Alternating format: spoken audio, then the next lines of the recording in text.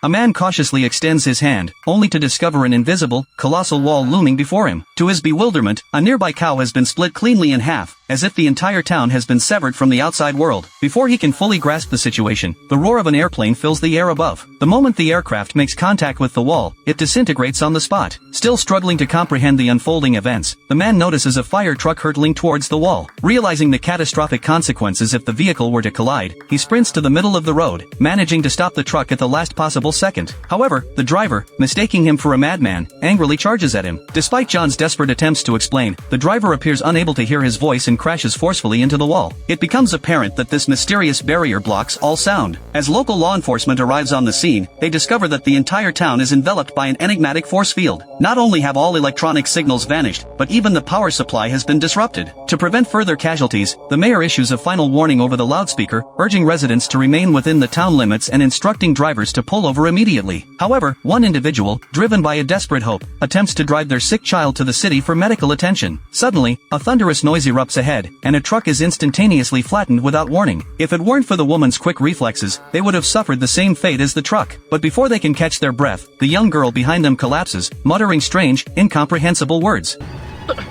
Falling lines.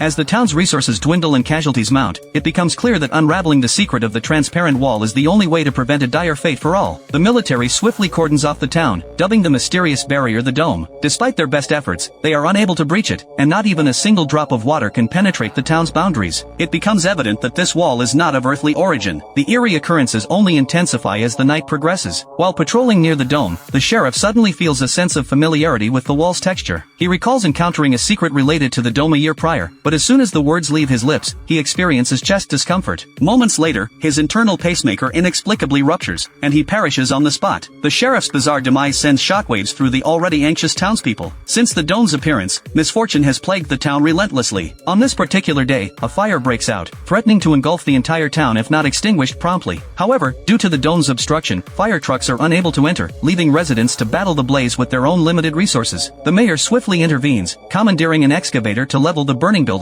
preventing the flames from spreading further. Although no lives are lost in the fire, an uneasy feeling settles over the townspeople. The thick smoke from the blaze lingers in the air, seemingly trapped by the Dome, serving as an ominous reminder of their dire predicament. What would you do if you too were trapped inside, with finite matter being consumed and the outside world completely unable to intervene, and all the greed and fear of human nature would be magnified? Please leave your thoughts in the comments section.